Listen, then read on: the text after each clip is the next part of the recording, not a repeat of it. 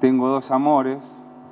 No, tengo un amor que es la historia, la preservación, el conocimiento histórico de nuestro país, de nuestras cosas, de nuestras costumbres, de los medios de transporte, especialmente de la década del 80 hacia atrás.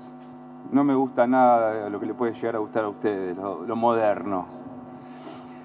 Y mi profesión, soy piloto de avión. Hace 37 años que vuelo. Cuando tenía 16 años empecé a volar. Bueno, vamos a hablar varios temas con respecto a la hazaña del Plus Ultra. Vamos a hablar del avión. Vamos a hablar de en qué épocas del mundo se hizo la hazaña. No soy muy buen orador, pero bueno. Y las preguntas las hacemos, yo les voy a preguntar si quieren hacer alguna consulta, alguna pregunta, y ahí las evacuamos o las charlamos, las vemos. Bueno, vamos a ubicarnos en el tiempo. El vuelo del Plus Ultra se hizo en 1926. 8 años habían pasado, a ver si alguien sabe, ¿qué pasó en 1918?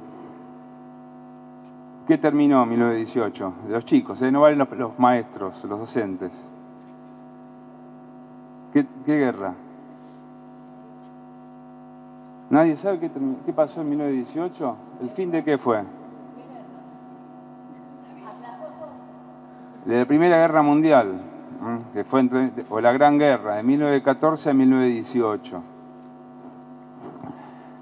¿Qué pasó con Alemania? Hubo un tratado para que Alemania no pueda, ha perdido la guerra Alemania, y que no pueda construir cualquier vehículo o máquina con la cual pueda hacer una guerra o generar acciones bélicas. Bueno, este avión se construyó en 1922, tiene 101 años, en Pisa, en Italia, pero es de fabricación alemana, Dornier, que todavía sigue fabricando aviones al día de hoy, esa fábrica.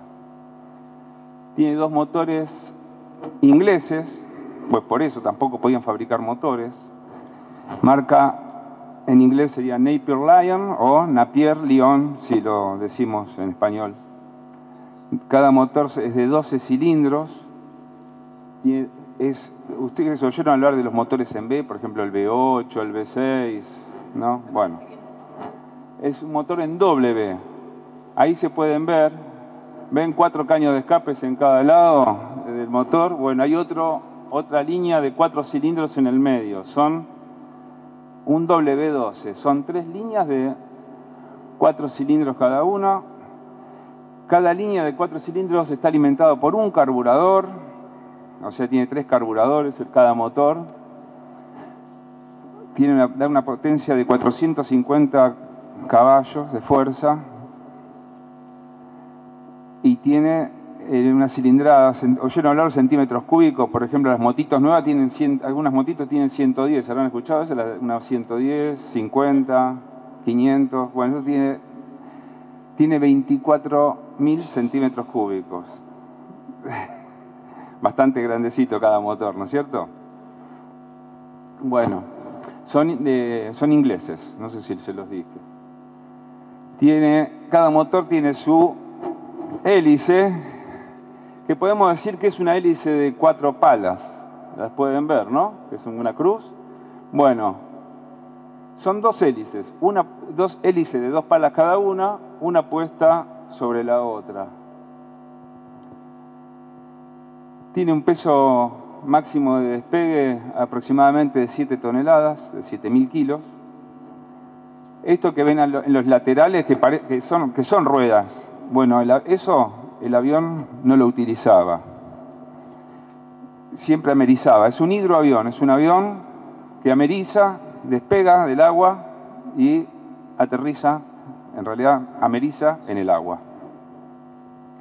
Esas ruedas era tan solo para sacarlo del agua, para hacerle algún trabajo de mantenimiento.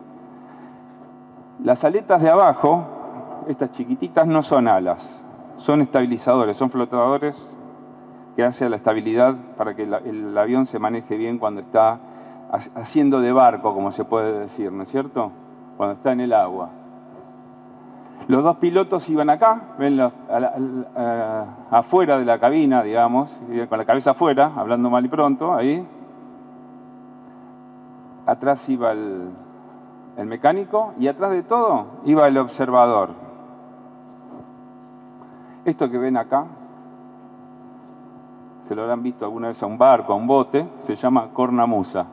Esto es para amarrarlo a los muelles. O por ejemplo, un bote que viene a buscar a los tripulantes, amarraba ahí al costado y se subían al bote.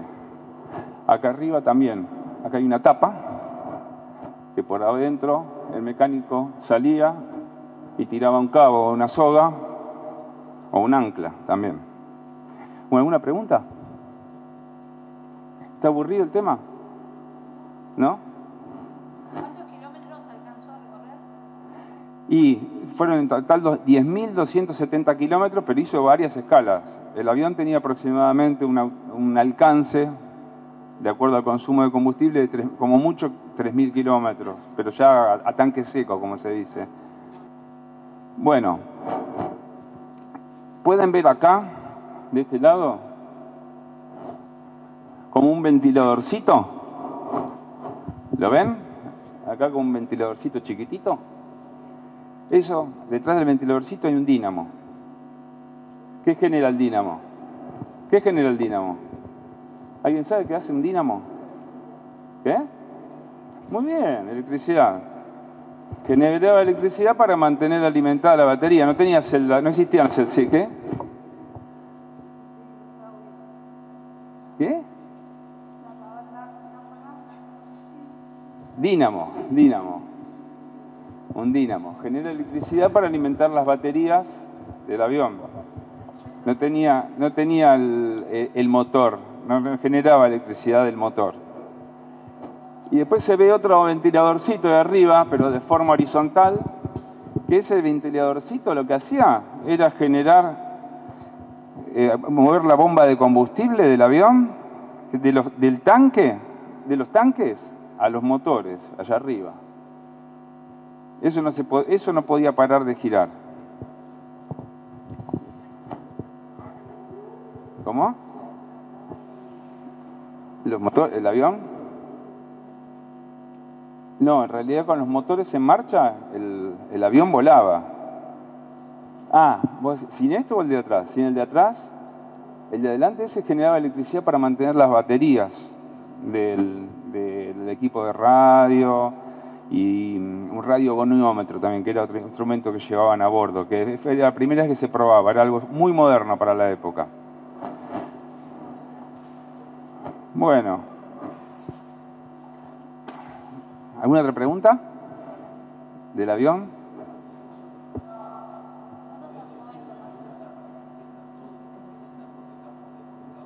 Perdón, sí. Me pregunta cuánto tardaba en despegar, a qué distancia. Todo eso depende en un avión, si hay viento de frente, si no hay viento, si había olas. Aunque parezca mentira, un hidroavión es mejor si hay un poquito de olas. ¿Por qué? Porque si está calmo, como se dice, el agua, así es como que se puede decir como un espejo, hace un efecto ventosa y cuesta mucho sacarlo del agua. Pero la verdad, eso depende también del peso del avión. La verdad, eso es algo que yo no te lo podría decir, qué distancia recorrí ahora, pero es mucha, por lo que pesa. ¿Perdón? Me pregunta si el avión llevaba carga. El avión en el vuelo, llevaba mucho combustible, porque este avión fue diseñado en 1922, especialmente el comandante Ramón Franco, fue a Pisa cuando lo armaron, y fue diseñado a propósito para hacer la travesía. Llevaba combustible, mucho combustible de más, y no llevaba tanta carga. Llevaba herramientas, víveres en general, y equipaje y equipos de radio también. ¿Por qué? Porque al hacer la travesía querían estar comunicados y protegidos, como se dice. Bueno, en España en 1925, 26, estaba bajo una dictadura, Miguel Primo de Rivera se llamaba, y gobernaba una monarquía que todavía está, pero no sabría decirles qué función cumple la monarquía hoy en día en España. Creo que es más decorativa, creo. Pero bueno, estaba bajo el régimen de Miguel Primo de Rivera y Alfonso XIII, que es el bisabuelo del actual rey de España. ¿Cómo se llama el rey de España, el joven? Felipe, claro, hijo de Juan Carlos. Bueno, la fama del poder español que habían tenido a lo largo del siglo XVI, a mediados del siglo XIX, había empezado a decaer. Ya habían perdido sus colonias, tanto en América.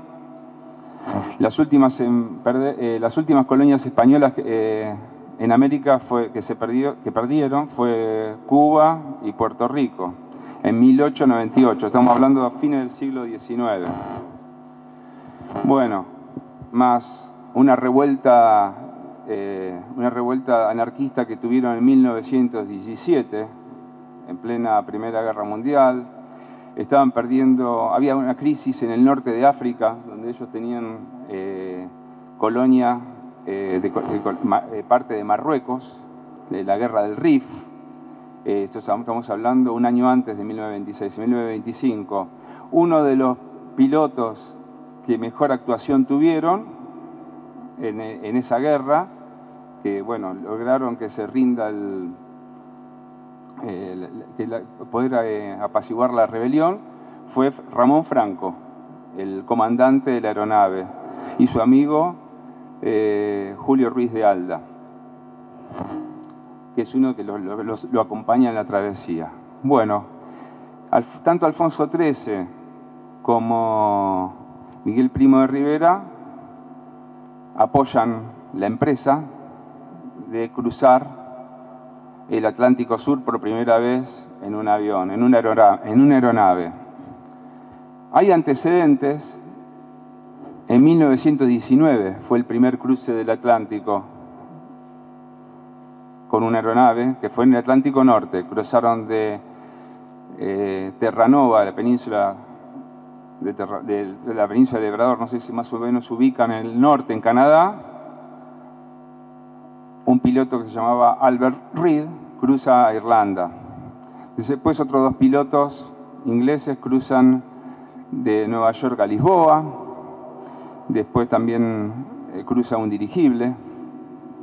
Pero bueno, faltaba la travesía del Atlántico Sur. Los primeros que lo intentaron fueron dos portugueses, que no lo lograron. Parece una historia cómica, por suerte no hubo víctimas fatales, pero si tuviese un mapa, bueno, cruzaron más o menos, si se ubican, de la península ibérica, pero desde Portugal. Volaron hacia Canarias, Isla de Cabo Verde. Cuando llegan a un atolón, a una formación rocosa antes de una isla que se llama Fernando de Noronha, en Brasil, tienen un problema con su avión, o en el momento que están amerizando para abastecer combustible, se rompe el avión, tiene un problema técnico. Enseguida, el rey de Portugal manda otro avión para poder para que puedan llegar a Brasil. Bueno, cuando despegan, le mandan un avión en un barco, arman el avión. Cuando despega, el avión tiene otra falla, se caen al agua y los rescata un barco británico, que estaba justo, un barco mercante británico.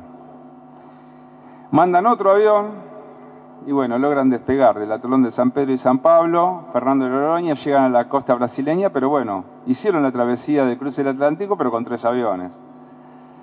Los dos, ilesos, murieron de viejos. Sacadura Cabral y Couto Gaudinho era el nombre de ellos. Un navegante y un astrónomo y aviador, y uno era aviador.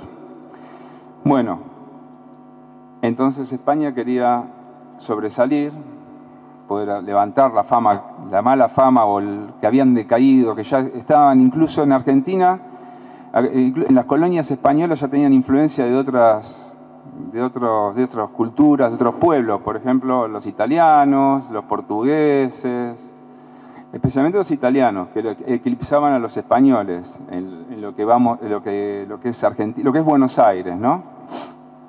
Entonces dijeron, bueno, vamos a hacer el cruce del Atlántico y llegar a Buenos Aires con el avión Dornier, con este, que ya lo había planificado Ramón Franco con su amigo Julio Ruiz de Alda, en Mérida, en África, en una conversación. Bueno, cuando le proponen la empresa, como se puede decir, al rey Alfonso XIII y a Primo de Rivera, le dieron el ok. Y bueno, salen un 22 de enero de 1926. ¿De dónde salen? Del puerto de Palos.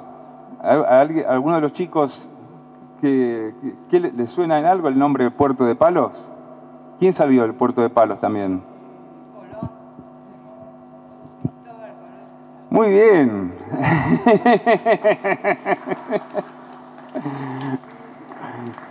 Bueno, es un puerto que está en la desembocadura del río Tinto, en el Océano Atlántico, en España.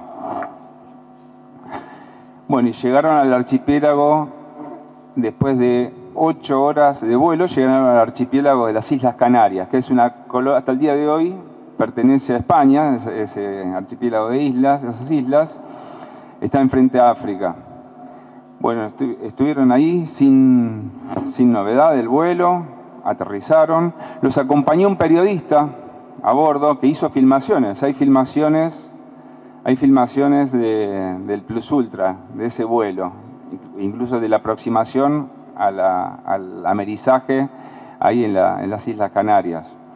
Algo que no les comenté, el vuelo inaugural del avión no fue el vuelo que hicieron desde el puerto de Palos hasta las Canarias. Franco y Ruiz de Alda hicieron otros vuelos, habían ido a Canarias, de Canarias volaron a Mérida, norte de África. Lo probaron autonomía del avión. La autonomía es el tiempo de vuelo y calculan, de acuerdo al consumo del combustible, calculan el tiempo de vuelo que pueden estar volando sin quedarse sin combustible, ¿no es cierto? Y calcular las distancias que pueden hacer.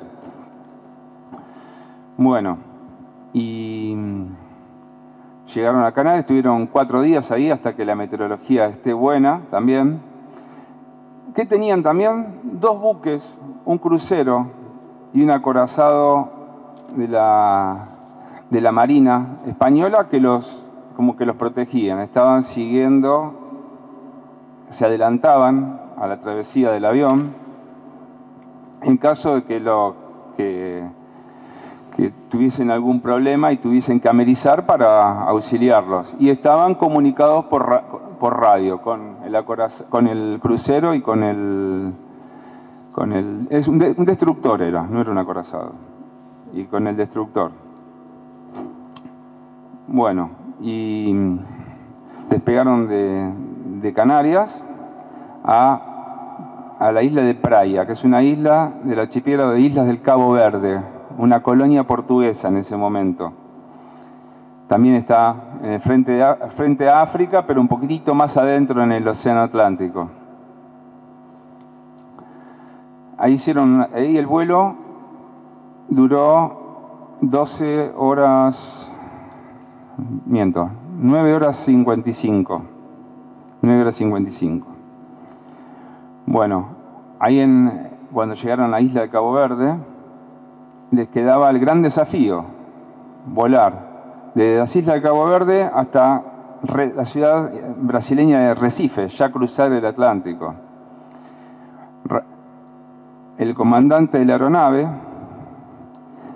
hizo cálculos de consumo de combustible, de velocidad, de cuánto combustible remanente les había quedado en los tanques y decidieron bajar peso. ¿Qué hicieron? Lo dejaron al... me olvidé de decirles, hablarles de los tripulantes, pero bueno, bajar al navegador,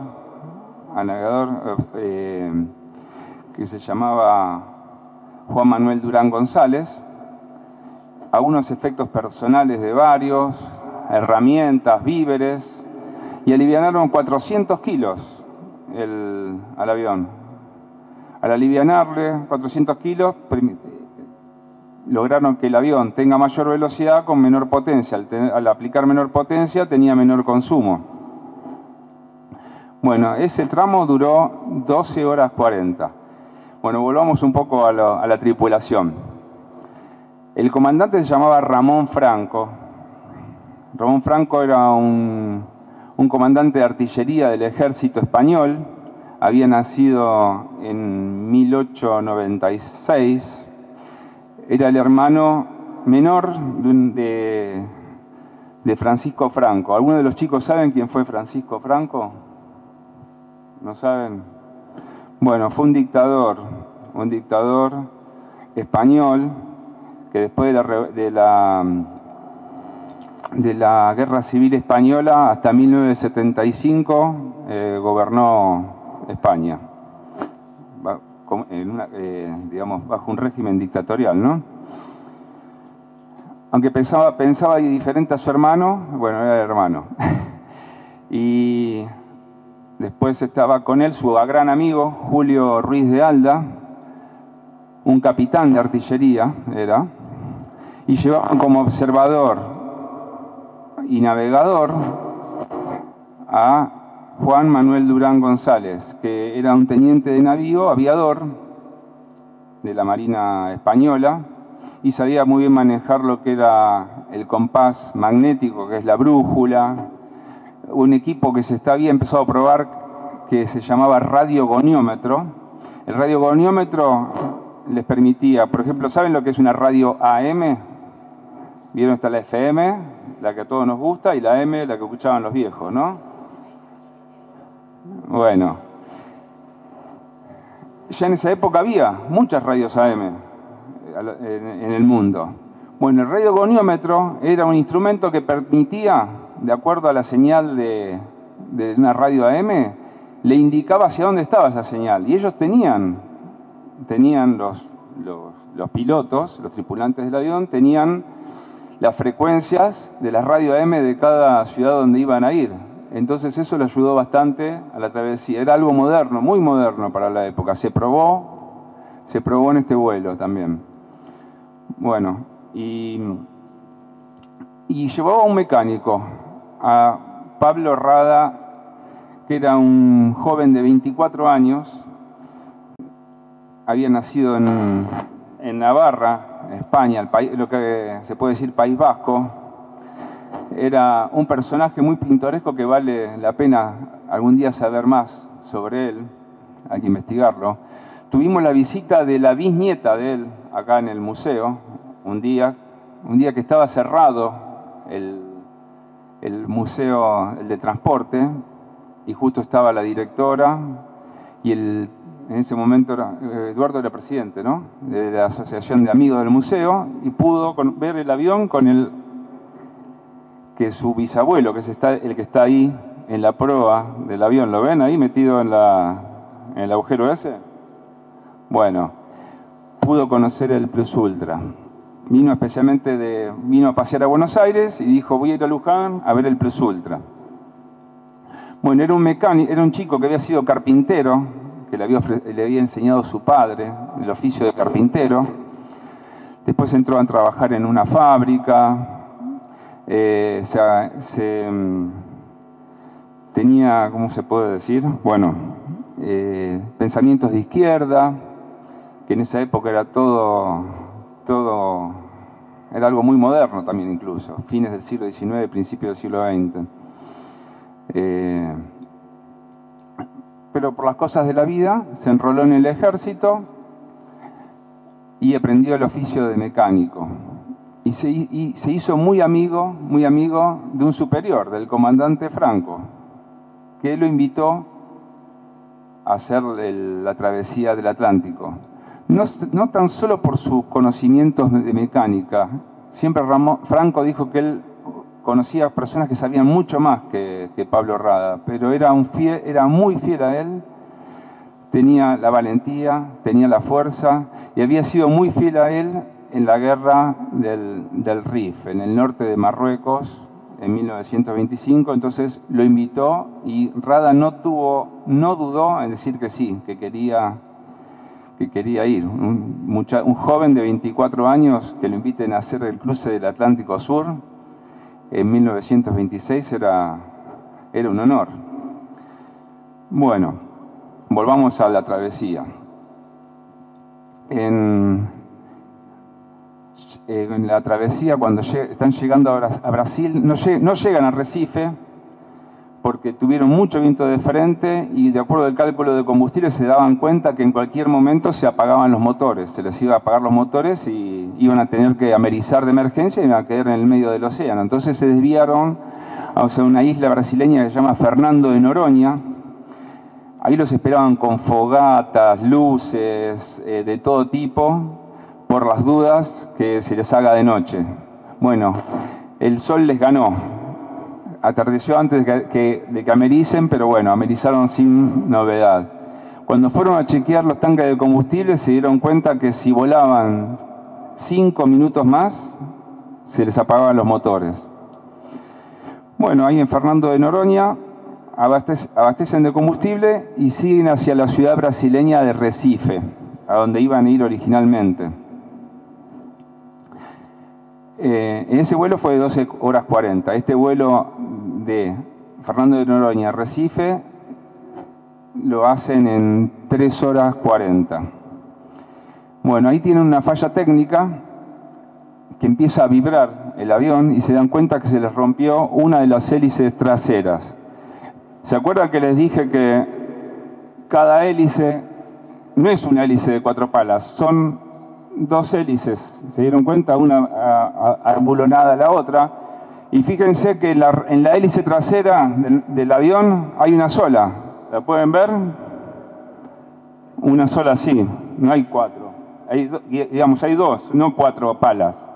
Bueno, se dieron cuenta que se rompió esa hélice y tuvieron que parar un motor en vuelo. Cuando paran el motor en vuelo, el avión empieza a perder altura.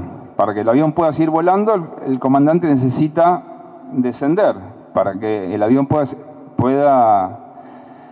seguir volando y no se quede sin sustentación. Los aviones necesitan tener velocidad para volar. ¿Alguna vez vieron un avión parado en el aire? Un helicóptero nada más. Un avión siempre que tiene que estar volando. Bueno, llega a estar casi a 10 metros del agua y siempre con el motor trasero parado. Se habla de que el mecánico se puso un arnés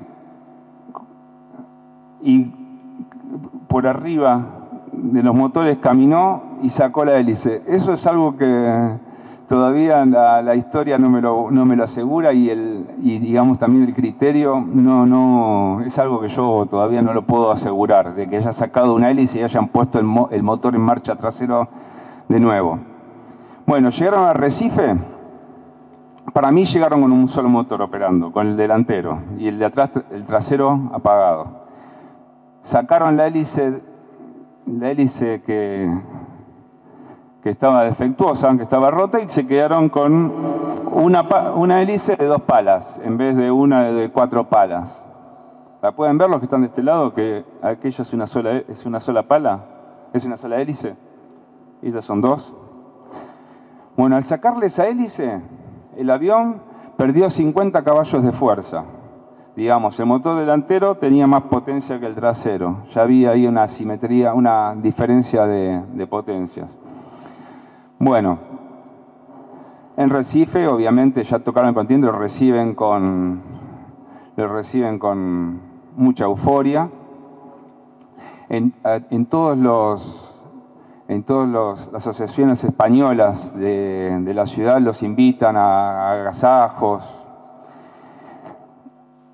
de Recife vuelan a Río de Janeiro y en Río de Janeiro ahí empieza la verdadera euforia americana. Los reciben toda la colectividad española.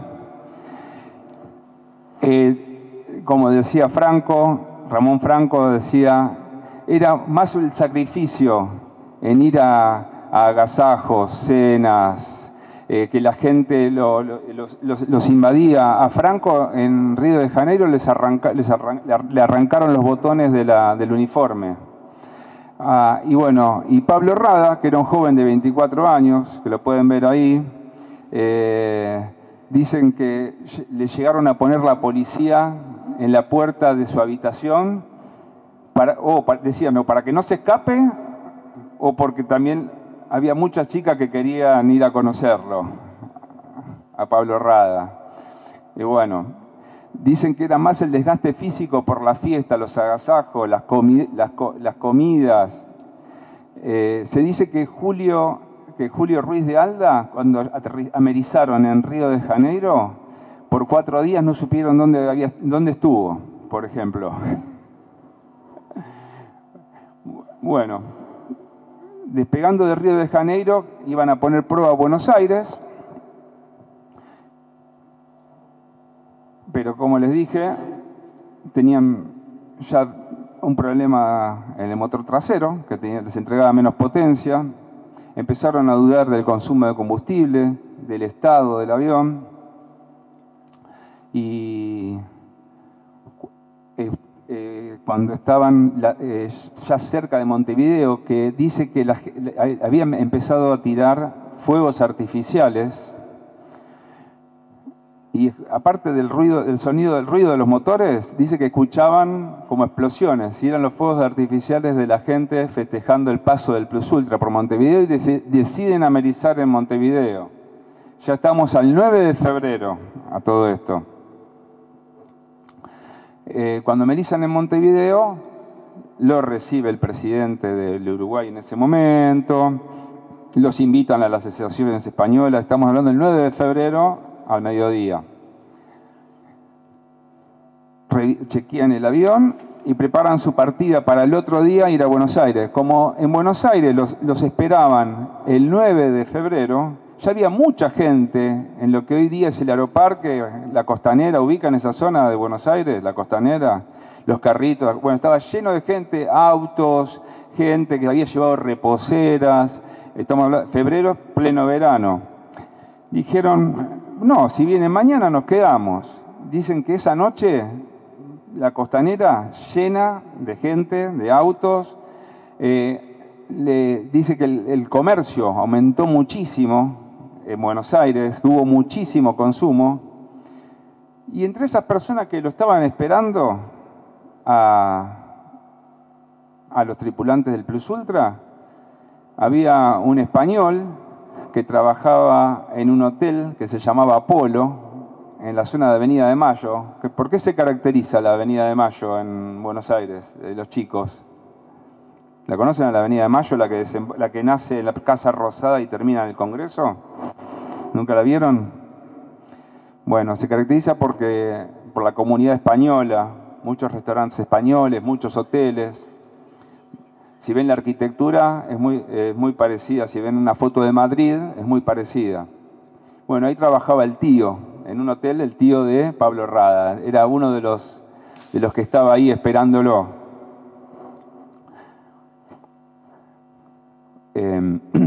Bueno, como les decía, también el día 9 irrumpe sus vacaciones en Mar del Plata. Mar del Plata, estamos hablando de la década del 20, era una ciudad a donde iban las personas de muy buen poder adquisitivo de vacaciones. Mejor dicho, las personas comunes y corrientes eran muy raro que salgan de vacaciones, estamos a principios del siglo XX. No existían.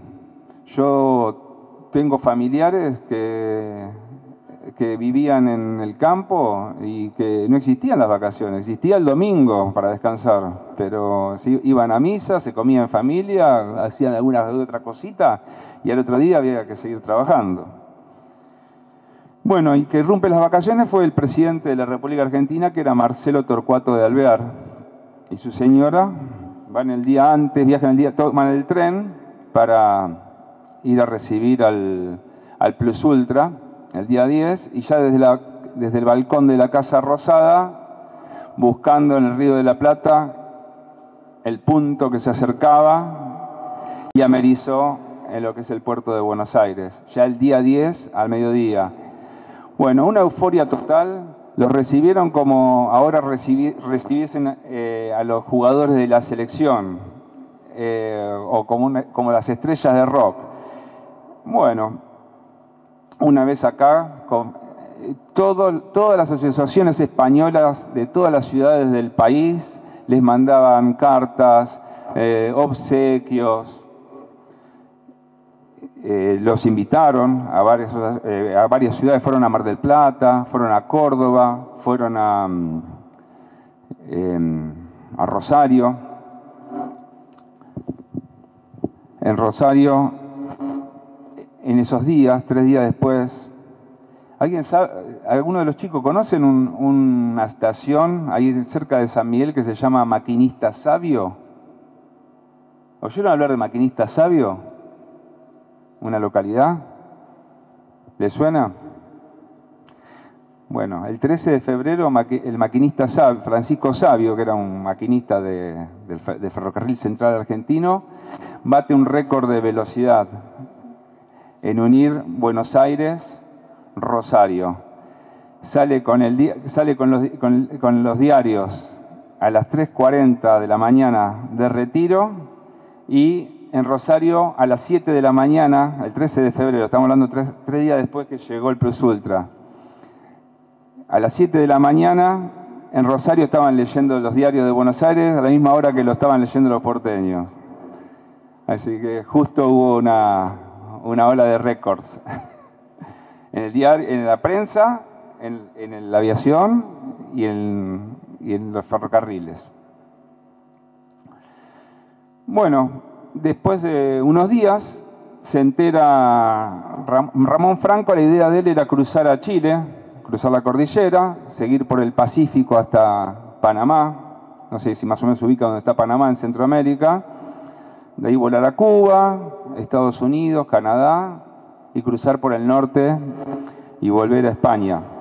Pero el rey Alfonso XIII y Miguel Primo de Rivera dijeron no, ya logramos lo que queríamos, no queremos que haya un fracaso, le donamos la aeronave a la República Argentina.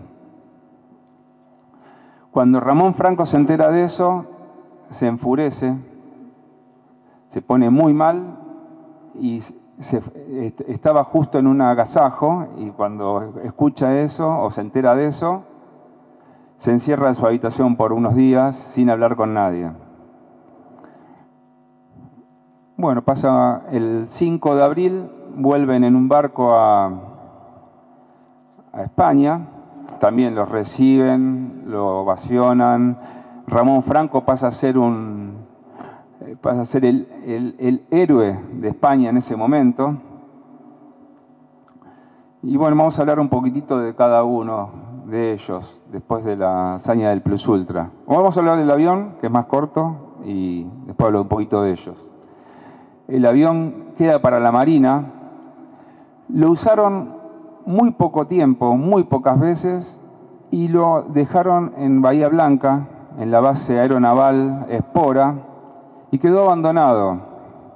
E incluso le robaron instrumentos, cosas como souvenir, y deciden donárselo al complejo museográfico de acá de Enrique de Hondo. Y bueno, desde 1936 el avión está acá, en el museo. Uno de los miembros de la asociación de amigos se llama Sergio Frascaroli. El abuelo de él, hay una foto del abuelo de él manejando un camión, el camión trayendo el Plus Ultra acá al museo, a Luján. En 1968, en la década del 60, en 1968 lo desarman y lo llevan a España para una feria rural, una exposición en Madrid, lo vuelven a traer y en 1985 unos pilotos de Iberia, de una línea aérea española que viene de la Argentina, se enteraron de que el avión estaba acá y le proponen al gobierno español hacer la misma travesía en el año 1992. ¿Por qué en 1992? A ver, los chicos, ¿qué pasó? ¿Qué pasó en 1492? Sí, los españoles llegaron a América. Los españoles llegaron a América, no descubrieron. Es un tema mío eso. Los españoles llegaron... Cristóbal Colón llegó a América, que tampoco se sabe si era español. Fue por la corona española, pero bueno. Los españoles llegaron a América. Entonces, para conmemorar por los 500 años, dijeron, mirá si volamos el Plus Ultra, 500 años después, hacemos el vuelo que hizo Ramón Franco. Todavía vivía uno de los ingenieros que habían trabajado en la construcción del avión, casi 70 años antes. Bueno, vinieron a ver acá el avión, lo desarmaron, lo llevaron a España para restaurarlo y devolverlo a la República Argentina. En 1985 fue esto, 7 años después. Pero bueno, la corona española, el gobierno, dijeron no, es mucho riesgo hacer eso, pero así todo lo restauraron artesanalmente, lo desarmaron, lo pusieron en lo que mejor se podía dejarlo lo mejor posible, y en 1988 lo devolvieron acá al museo. Esas fue en 1968 y en 1985 fueron las dos únicas veces que el avión se fue del museo. Bueno, vamos a hablar un poquitito de qué pasó con los tripulantes del avión. Juan Manuel Durán González, que era el teniente de navío, 2 meses después de la proeza tiene un accidente en una exhibición aérea y fallece a los 27 años. Era el navegador. Pablo Rada y Ramón Franco siguen siendo muy amigos y se dedican a la política. En España se crea la Segunda República. ¿Saben lo que es la Segunda República? No. Bueno, en 1931 en 1930 se empieza a gestar la Segunda República. Ramón Franco y Pablo Rada empiezan a actuar quieren ser políticos, especialmente de izquierda. Bueno, se alían a la Segunda República, y a Franco, antes de eso, Franco y Rada, enojados con la monarquía y con la dictadura del momento, amenazan con bombardear el Palacio Real, o sea, matar a los reyes de España. Y van volando y en vez de bombardear tiran pancartas de protesta, panfletos. Por haber hecho eso son encarcelados. Rada se escapa y Franco logra a través de su hermano, que era del bando contrario, que poder ser liberado, y se va al exilio a Lisboa, a Portugal. Bueno, y tiempo después, cuando viene la República, le dan un cargo aeronáutico a Franco y lo mandan a la embajada de Washington, a la embajada de España en Washington. ¿Washington dónde queda? Bueno, en la capital de Estados Unidos. Lo mandan de agregado militar a Washington. Eso estamos ya hablando en 1933, 2 años después que se creó la Segunda República. En 1936 estalla la Guerra Civil Española. La Guerra Civil Española fue cuando un golpista, que era el hermano, da la casualidad, de Ramón Franco, quiere derrocar el gobierno de la Segunda República, un gobierno democrático. Bueno, ahí empieza la Guerra Civil Española y Franco quiere volver a España. Le dicen que mejor se quede por la situación del país. Pero bueno, así todo no, abandona la embajada y se va para Portugal. Pero bueno, su mejor amigo, Julio Ruiz de Alda y compañero de aventuras, era político, pero era de político del bando contrario al que la Segunda República. No era un golpista, era un político y estaba preso. Bueno, un grupo de anarquistas fanáticos irrumpen en la cárcel donde estaba Ruiz de Alda preso y fusilan a varios presos políticos. Y es increíble esto que Ramón Franco, que era de pensamientos de izquierda, republicanos, como le mataron a su amigo, se alió a su hermano en la revolución. Bueno, es un personaje muy fue de un lado para otro siempre, ¿no? En 1938 lo mandan a bombardear Barcelona en plena guerra civil y había meteorología adversa y se cae al mar, en el mar Mediterráneo. Bueno, uno se murió en un accidente aéreo, a Ruiz de Alda lo fusilaron en la cárcel Modelo y Ramón Franco muere en un accidente aéreo también. Queda Pablo Rada, el mecánico. El mecánico vivió en el exilio en Portugal, en París, siempre actuando en política, era de pensamientos de izquierda. Vivió en Venezuela, en Colombia, y Francisco Franco, que era el dictador en ese momento, en el año 68, todavía, se entera que estaba mal de salud y que quería morir en su patria, Pablo Rada. Y bueno, le da el permiso para que pueda volver y muere muy bien atendido en el Hospital Naval, en el Hospital de la Armada, en Madrid, un 18 de mayo de 1969. Un día antes que ¿qué? A que nadie lo sabe. Eso sí, no lo sabe nadie. Un día antes que yo naciera.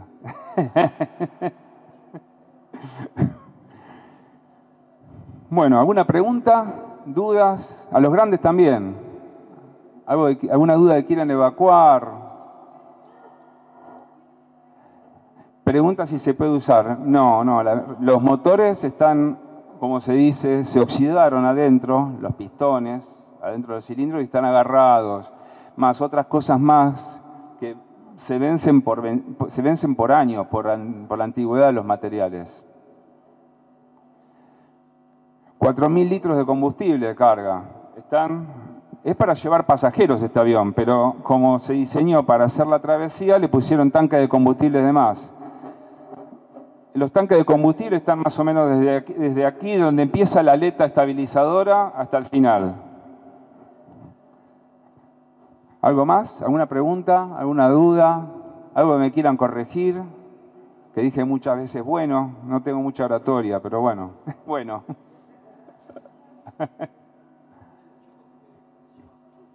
Ah, sí, y ¿saben por qué se llama Plus Ultra? Es el lema español.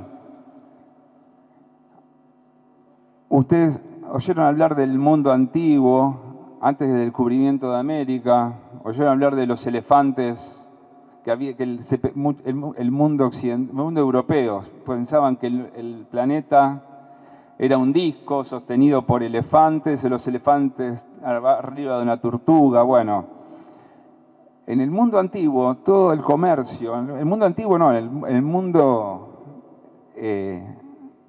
europeo, occidental, como decir, todo el comercio, toda la vida era alrededor del mar Mediterráneo. Y el estrecho de Gibraltar, ¿saben lo que es el estrecho de Gibraltar? La unión, ¿sí? Ahí cerca donde hay una poca distancia entre África y Europa. Bueno, se decía que más allá, plus ultra significa en latín más allá. Plus ultra, a ver si alguien se acuerda, porque yo la verdad no me acuerdo. Que no hay tierra, en latín, no sé cómo se dice. Más allá no hay tierra, decían. Se pensaban que más allá no hay tierra. ¿Cómo? Claro, que era el fin del mundo, que era océano, que se caían al infinito. Bueno, y si ven el escudo de España, tiene el lema plus ultra. Bueno, porque fue uno de los reinos que fue más allá a través del viaje de Colón, ¿no es cierto? Por eso se llama plus ultra, por el lema español. ¿Alguna otra pregunta? ¿Duda? A los grandes también. ¿Caballero? Bien. Las dimensiones del avión, le puedo decir, mide 17 metros y medio de largo por 22 y medio de punta de ala a la otra punta de ala. Bueno, les voy a contar, cuando me invitaron a ser miembro de la asociación, fue en plena cuarentena, veníamos con barbijos, pero después nos dimos cuenta que el barbijo no era tan solo para cuidarnos del coronavirus, era del polvo que le sacamos al avión también, aspiradoras. Arriba, en la parte de arriba del ala que se llama Extra 2, sacamos, había tanto polvo que no se veía la escarapela española. ¿Ven? Ahí en la parte de abajo, que se ve la escarapela española, bueno, arriba también está pintada. No se veía, era todo gris. Y bueno, vinimos con un amigo mío, que también es aviador, y lo limpiamos todo. Bueno, espero que les haya gustado. Creo que acá termino.